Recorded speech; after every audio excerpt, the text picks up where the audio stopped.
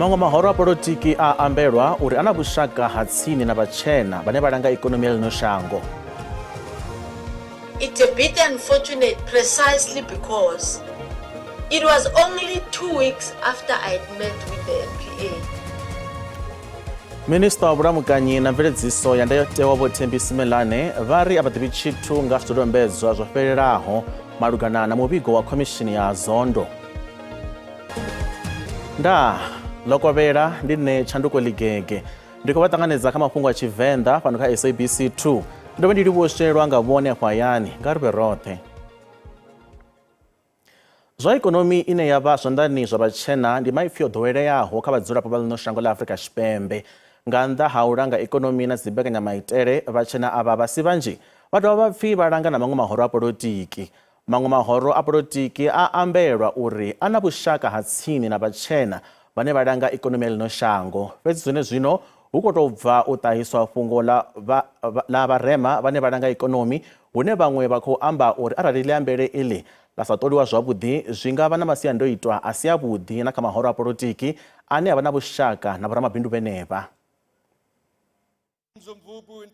Maipfi aya a uri white monopoly capital ane nga khawo ha vha hu tshi khou sumbedzisa uri hu na mahoro a polotiki ane a pfi o thubiwa nga zwiṱunḓulume zwa vhatshena. Fhedzi zwa zwino ḽiṅwe ḽine ḽa khou rerwa ngalo ndi mbudziso ya uri ipfi ḽi hone na kha vharema hune ra nga ri hu na black monopoly capital. It is important for us is for South Africans to have a really deep and serious conversation around what is our value system and what is it that we will accept. So, for example, there is this whole debate around white monopoly capital. One of the questions we're asking is where is black monopoly capital and who are they funding? Muḓivhi wa zwa polotiki vha ri hu fanela u tovha na maitele ane a shumiswa u lingana kha fhungo iḽi ḽa black monopoly capital khathihi na white monopoly capital. Political parties that also feel aggrieved that there are black monopoly capital that are funding other political parties should equally raise such issues in the very same manner that other political parties are doing. Vundu vha ri hu fanela u tovha na tshikwama tsha khagala tshine tsha lambedza masheleni kha mahoro aya oṱhe nga u lingana u ya nga ṱhoḓea dza mahoro eneyo. Tshihulwanesa tshe vundu vha dodombedza ndi tsha uri izwi zwi ḓo thusa uri mahoro oṱhe a bvele khagala kha ndambedzo dze vha dzi ṱanganedza. Mulanga vundu wa Eastern Cape Vho Oscar Mabuyane vho vulela khosi ya lushaka lwa Abathembu vho vhuyela khaya Dalindyebo milandu nge a pfi khosi vho amba uri Vho Mabuyane vho vhuyelwa nga zwiito zwa u theliswa ha vhadzulapo na mabindu. Khosi vho Dalindyebo vho amba izwi tshifhingani tsha muṱangano na vhadzulapo wa u amba nga zwiito zwenezwo zwa u theliswa ha vhathu na mabindu vhuponi ha Mthatha. Vho Mabuyane vha ri mavharivhari ane vha khou itelwa one nga khosi ndi mahulu nahone hu fanela u vha na tsedzuluso dzo fanelaho. To hell with those premiers. To hell with those mayors. Kwazantwan sebenzela abaprimi. Abaprimi are actually did you Oscar Mabuyane can prove it in any court. Is a beneficiary to Mareka's stupid actions. Vhoramirayo vha minista wa kale wa zwa mitambo vhutsila na mvelelo Vho Zizikodwa vha ri vha ḓo dzhia vhukando ha mulayo arali tsengo yavho ya nga dovha ya lengiswa. Izwi zwi khou vha hone nga murahu ha musi mulandu uyu wo dovha hafhu wa fhiriselwa phanḓa namusi. Vho Kodwa khathihi na mulanguli wa kale wa khamphani ya EOH Vho Jehan McKay vha khou hweswa milandu ya tshanḓanguvhoni zwe zwa ṱaha tshifhingani tsha khomishini ya Zondo ya vha i tshi khou sedzulusa zwa u langiwa ha muvhuso nga vhathu vha nnḓa. Vha tshigwada tsha mulayo vha minista wa kale wa vhutsila na mvelele Vho Zizikodwa vho bvisa tsivhudzo kha khothe ine i ya ḓo sedza zwa u ita khumbelo ya uri tsengo iyi i songo sengiwa khathihi arali ha sa vha na mvelaphanḓa kha mulandu wa vhufura une vha khou livhana nawo. Vho Kodwa na Vho Jehan McKay musi vha tshi humela khothe nga ṅwedzi wa Tshimedzi zwi tevhela u fhiriselwa phanḓa hafho. Every single day that passes, the prejudice, real or perceived, with reference to my client is significant. He plays in a political environment and wherever he goes, he's a scam who's taken some money corruptly. Izwi ḓa nga murahu ha musi vho Mackay vhane vha vha muhwelelwa wa u thoma kha mulandu uyu vho ṋetshedza vhuṱanzi ofisini dza dzingu ye vhuṱanzi uhu ha si ṱanganedziwe. Vha tshigwada tshavho vho ima kha ḽa uri vha u ṋetshedza vhuṅwe vhuṱanzi kha muhulwane wa zwa vhutshutshisi. Zwo ralo vha NPA vho bvisela khagala uri muhulwane wa vhutshutshisi a vha thu ṱanganedza vhuṱanzi, zwine zwa amba uri vho Mackay vha ḓo tea u ṱoḓa uri u fhiriselwe phanḓa futhi uri vha imele mawanwa. It is an unfortunate state of affairs. We certainly do not intend to waste anybody's time.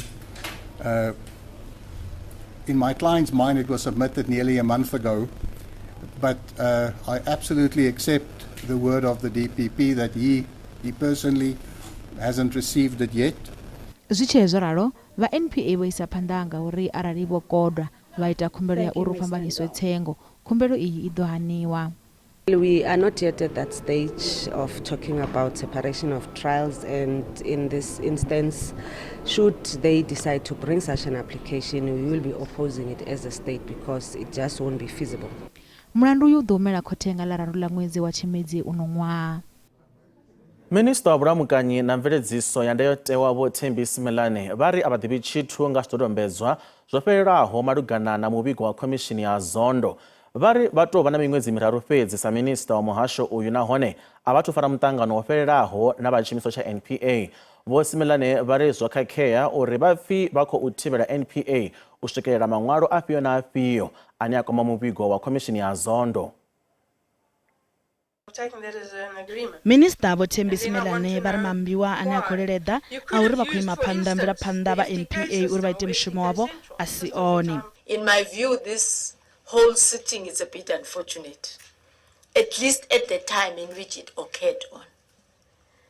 Chair, I'm saying it's a bit unfortunate precisely because it was only 2 weeks after I had met with the NPA that the first article came out.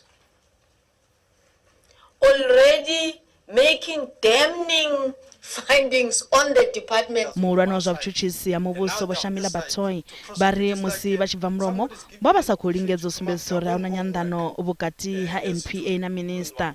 Vha ri vho tou fhindula zwe zwa vhudziswa nga vhoramafhungo. We were asked a question at a media briefing that the NPA gave at the VGM headquarters, a very direct question about whether you have the access that you need to the Zondo, the information in the Zondo.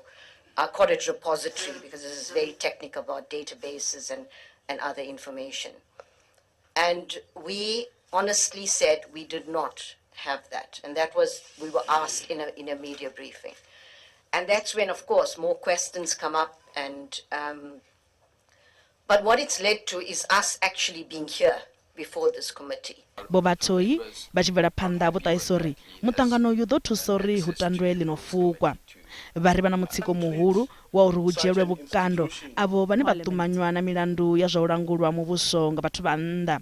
Mudzulatshidulo wa komiti ya zwa vhulamukanyi phalamenndeni Vho Xola vho halifhela vhoramafhungo. Mudzulaphanḓa wa komiti ya vhudavhidzano phalamenndeni Vho Khusela Sangoni Diko vha ri fhungo ḽa uri khasho ya lushaka ya SABC i fanela u lambedzwa nga nḓila ḓe ḽi khou fanela u ladziwa nga u bonya ha iṱo. Vha ri arali zwa sa ralo zwi nga ḓisela SABC mutshinyelo muhulu. Komiti ya phalamenndeni ya zwa vhudavhidzani i khou ṱoḓa SABC i tshi ṋewa thikhedzo yo khwaṱhaho ya masheleni uri i kone u ita mushumo we ya tetshelwa wone. Vho Diko vha ri SABC i wana masheleni ya phesenthe dza 60 hone masheleni ya phesenthe dza 45 a bva kha muvhuso ngeno phesenthe dza 11 dzi tshi bva kha dzi TV license. SABC i kuvhanganya masheleni ya phesenthe dza 13 u bva kha mbambadzo, u rengisa dzimbekanyamushumo na khunguwedzo. Komiti iri i khou ima na zwa u ṋewa thikhedzo yo khwaṱhaho ya masheleni kha koporasi ya khasho ya ḽino na zwa uri SABC na muhasho wa zwa vhudavhidzani kha vha ḓe na makumedzwa a nḓila dza khwine dza u tikedza SABC nga masheleni une komiti ya ḓo ḽi lavhelesa yo sedzisa vhona mulayotibe wa u thusa SABC nga masheleni uri phanḓa phalamennde zwino. Vha songo ṱutshela kule, ri a vhuya zwine zwino.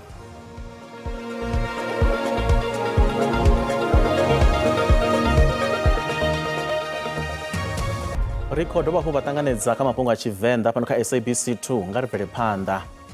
Vha tshiimiswa tsha vhuthu tsha dzitshaka tsha Red Cross vha ri vha khou kwamea nga u nyadziwa ha milayo ya vhuthu ya dzitshaka zwihulusa vhuponi vhune ha vha na dzikhakhathi. Izwo ṱaha tshifhingani tsha muṱangano wa zwa milayo ya vhuthu ya dzitshaka wo farelwaho ofisini dza muhasho wa vhushaka na maṅwe mashango ḓoroboni ya Pretoria. The IHL remains the one of the most important branches of law because it's about protection, it's about protecting those that need to be protected in very difficult moments. But it's also about preventing suffering. It's also about making sure there is a path to peace, and there is always a way to preserve the dignity of a human being, even in very challenging moments, as, for example, a war is one of those moments. So IHL, celebrating now the 75th anniversary of the Geneva Convention, means a lot for the states, means a lot for the members of the movement, and means a lot for the humanity. The Malawi Defense Forces, that has a National Defense College, has also integrated the international humanitarian law and the Geneva Conventions training in its training of recruits and training and continuous training of armed forces. But not only that, you know that the international humanitarian law is not only important in armed conflict, but even in peaceful situations. So Malawi has always been at peace, but it's important to disseminate the conventions so that the civilians are aware, because it's also an obligation on the civilians. Shango la Israeli li khou soriwa vhukuma nga murahu ha midio yalo ya zwino vhuponi ha Gaza. Mudio uyu wo ḓo ṱhasela dende gambani ya vhadzulapo vha sinaho mahaya vha shango la Palestina tshipembe ha Gaza he ha vhulawa vhathu vha 40 ngeno vha 45 vho huvhala lwo shushaho. A zwi sumbedzi uri ndi lini hune shango la Israeli ḽa ḓo imisa midio yalo vhuponi ha Gaza. Minista muhulwane wa Israeli Vho Benjamin Netanyahu vha khou tou bva u itela muano miṱa ya vhadzulapo vho thubiwaho vha shango ḽavho uri mmbi dzavho dzi ḓo ita zwoṱhe uri dzi vha phuluse khathihi na u tovhola tshigwada tsha Hamas. Gamba iyi ye ya ṱhaselwa yo vha yo ḓala nga miṱa ye ya ṋewa ndaela nga mmbi dza shango ḽa Israeli uri vha shavhele vhuponi honoho. Khumbelo ya beili ya vhanna vhararu vhane vha khou hweswa milandu ya u vhulaha vhafumakadzi vhavhili bulasini ya dzinguluvhe ngei Onverwacht vunḓuni ḽa Limpopo i vho ḓo thetsheleswa khothe ya dzingu ya Polokwane. Vhahwelelwa ava vhararu Vho Zakaria Olivier, Vho Rudolph de Wet na Vho William Musora vha ḓo ita khumbelo ya beili nga ḽa2 ḽa ṅwedzi u ḓaho. Muimeli wa muhwelelwa wa vhuvhili Vho Rudolph de Wet vho mangala musi khumbelo ya beili i tshi vhuyelela. Vho ima kha ḽa uri ane vha khou muimelela o ṱhaselwa nga mapholisa zwi tshi tevhelela u fariwa. Khothe yo tea u fhela musi mulandu muswa wo vha u tshi khou tea u lavheleswa. Vha muvhuso ofisini ya mulanguli wa vhutshutshisi vha lushaka vho humbela uri mulandu uyu u fhiriselwe khothe ya dzingu. I apply that the court refer the matter to Regional Court A at Polokwane on 2 October 2024 for bail application, and the accused had to be remanded in custody.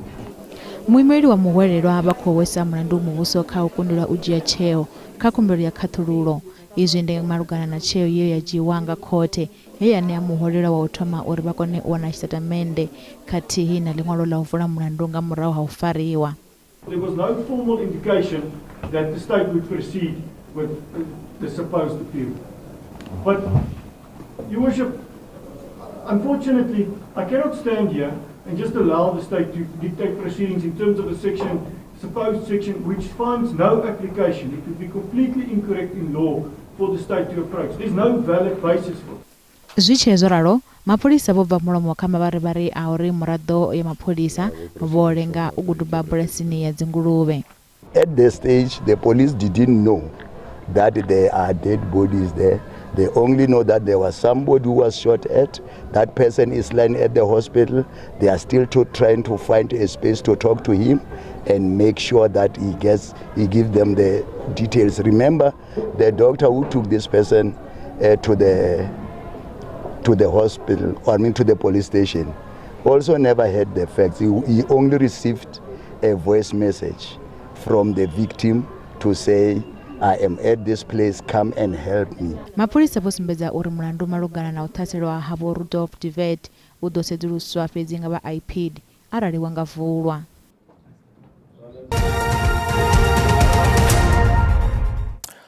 Zwa zwino ri vhaḓisela mafhungo a zwa ikonomi hune randa ya vhonala yo mbumburea musi i tshi vhambedzwa na maṅwe masheleni malwane a ḽifhasi. Dollar ndi 17 rand 92 cents, bondo 23 rand 40 cents, euro 19 rand 75 cents, pula ya Botswana 1 rand 33 cents. Mikovhe fhala JSE inta. Kha zwibveledzwa musuku ndi $2,504, platinum ndi $942, oil yo kunakiswaho ndi $69.6 nga faki. Mbonera phanḓa ya ikonomi ya ḽino shango khonadzeo dza vhubindudzi khathihi na vhumatshelo ha zwa masheleni zwi ḓo ambeswa nga hazwo muṱanganoni wa zwa masheleni une wa vha kati ngei Sandton devhula ha Johannesburg. Muṱangano uyu u khou dzhenelwa nga vharangaphanḓa vha masheleni na vhubindudzi vhane vha ḓo lavhelesa khombo dzine dza vha hone siani ḽa u bindudza fhano hayani na ḽifhasini. Raikonomi muhulwane wa Standard Bank Vho Gulam Balim vha ri ḽino shango ḽi khou ṱoḓa ikonomi ine ya khou aluwa hune vha ri vha na nḓivho na masheleni kha vhadzulapo i khou sumbedza u aluwa.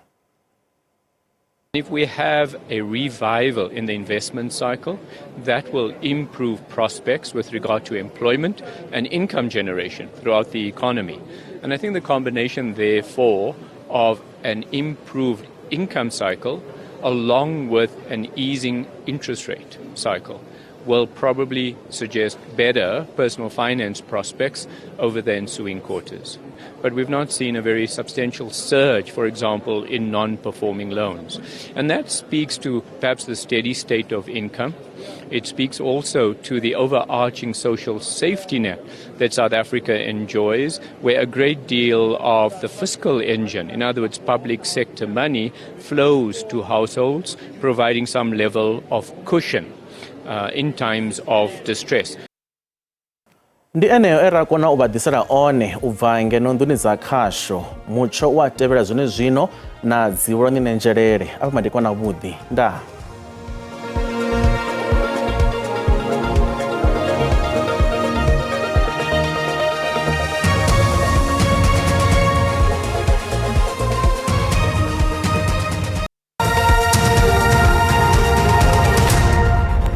Ndi madekwana ri khou ṱanedza kha ṱafula ḽa mutsho nezwo zwo ri khou lavhelesa mutsho washu madekwana ano ra khou ri khedzi mvula dzashu dzi ḓo vha dzi khou pfhelapfhela kha zwipiḓa zwine ndi zwa vhubvaḓuvha ha shango fhedzi mutsho wa makole khou khou vhonala na kha zwiṅwe zwipiḓa zwe vha ndi zwa devhula fhedzi tshaka ḽa matshelo ri khou ri mutsho wa mvula khou khou bvela phanḓa kha zwipiḓa zwa phena shangoni ya vhore ndi vhubvaḓuvha fhedzi kha zwipiḓa zwa devhula ndi mutsho wa makole fhedzi ri khou wana mimuya ine ya ḓo i khou vhudzula nga vhuhali kha vhuponi vhore ndi ya Kapa fhedzi zwa zwino hu ḓivha na tsivhudzo dzine dza vha hone ne kha iḽa mimuya ya maanḓa ḓivha ine i khou vhudzula ra wana uri hu ḓo sala na magabelo kha zwipiḓa zwine vhore ndi zwa Kapa fhedzi tsivhudzo mutsho kana mutsho fana na honoyu ro fara u wana u hone hanefha kha vhuponi vhore ndi ya Kapa fhedzi ḓivha na tsivhudzo dza mililo ya madaka kha zwiṅwe zwipiḓa zwine vhori zwa vhukati ha shango fhedzi zwino ri ḓo bvela phanḓa ra muḓelesa murahu thoma mafhisa o swika nga dzidigiri Celsius hune ri khou thoma nga vunḓu ḽashu ḽine vhori ḽa Gauteng ri khou kuvhula mutsho vhori u ḓo dela kha ḽa matshelo dza swika phala kha 27 Pretoria dza swika na kha 24 phala Johannesburg fhedzi ri fhira phanḓa ri tshaka vunḓu ḽa vhori ndi vunḓu ḽa yani vunḓu ḽa Limpopo ri khou ri mutsho vhori u ḓo ḓidudela zwo matshelo tshiṱavha dza swika phala kha 27 Musina na 27 phala Lephala le khathihi na 26 vhuponi ha vhori ndi ya phala vhurwa fhedzi ri khou ri mutsho une ha vhori ndi wa makole a songo ṱanganya hoṱhe kha vhuponi ha vhori ndi ya Mpumalanga hune dza khou swika phala